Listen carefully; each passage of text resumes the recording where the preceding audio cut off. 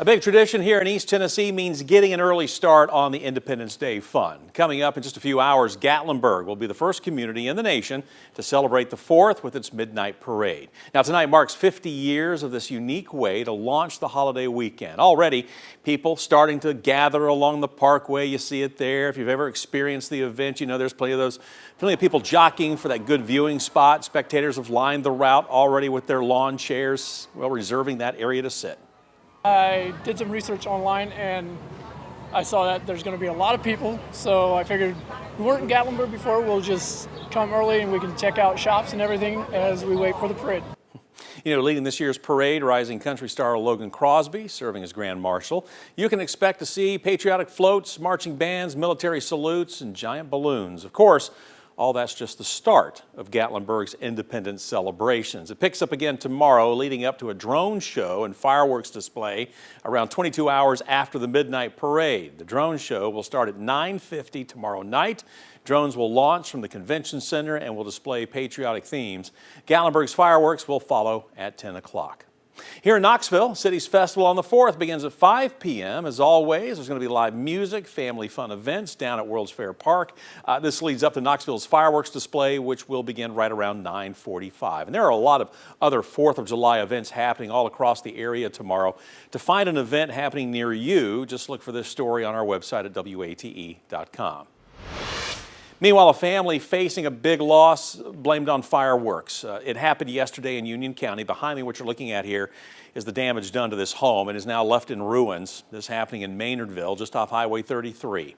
You know, Tabitha Whaley said yesterday afternoon that she was at work when her 12-year-old daughter and teenage cousins had decided to shoot off bottle rockets. One of them landed under the porch, setting a fire that apparently spread to a nearby propane tank, which was attached to their grill.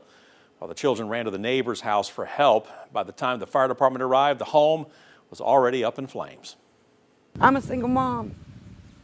I do everything I can for my child and my children. The ones that are mine and the ones that aren't. They wanted the 4th of July and I made it happen. Unfortunately, this is how it turned out. Adults lighting fireworks, someone turned over and it starts shooting. You know, it's got to the point to where now we build a contraption for fireworks just because they do turn over. I mean, things happen, you know, so fireworks are dangerous. I mean, even for adults. You know, the family also telling us today they were glad no one was inside by the time the propane tank exploded. While no one was severely injured, one firefighter was sent to the hospital for overheating, and the children, we understand, had some minor smoke inhalation. Meanwhile, in light of this fire, we are hearing from the State Fire Marshal's office tonight, which says fireworks you buy at the store obviously are dangerous. It adds something like this is, well, likely not covered by insurance.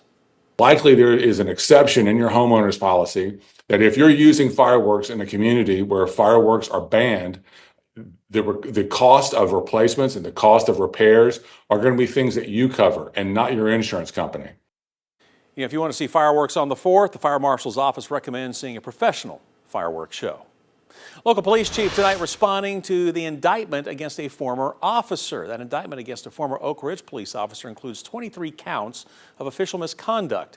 The investigation into 34-year-old Zachary Goudier began after complaints arose within the Oakidge Police Department. Now, Oakidge Police contacted District Attorney General Dave Clark for an independent investigation into allegations of unbecoming conduct. However, the police department did not specify what those allegations entailed. Meanwhile, Oakidge Police Chief Robin Smith saying, quote, "While we cannot comment further on the specifics of the legal proceedings, we want to assure the public we take these matters seriously and remain committed to transparency, accountability, and the values that guide our service to this community," end quote. Goudier was fired in April following an internal investigation. He was booked into the Anderson County Jail on a $50,000 bond last night. We understand he was released about half an hour later. Well, a big reminder tonight about how law enforcement keeps tabs on sex offenders. This, as an East Tennessee man's travel plans could land him in jail for allegedly breaking the sex offender registry rules. District Attorney General Russell Johnson says investigators learned the Meigs County man was planning to fly to Belize, set to leave yesterday out of McGee-Tyson Airport. According to the DA, as a registered sex offender, the man was supposed to tell authorities about any international travel 21 days before leaving, but Johnson says that did not happen. Johnson's task force was apparently waiting at the airport, took the man out of the boarding line while his travel companion, well, continued with their plans. Now, he was later handed over to Meigs County deputies. Johnson says he could face a minimum of 90 days in jail for the violation. Knoxville police say they arrested an armed man who tried to break into his ex-girlfriend's apartment. Officers shared a picture of what they found in the process. You can see a pistol and 2 drum-style magazines plus some cash. Also, officers say they found what was suspected to be marijuana, reportedly found in the suspect's backpack.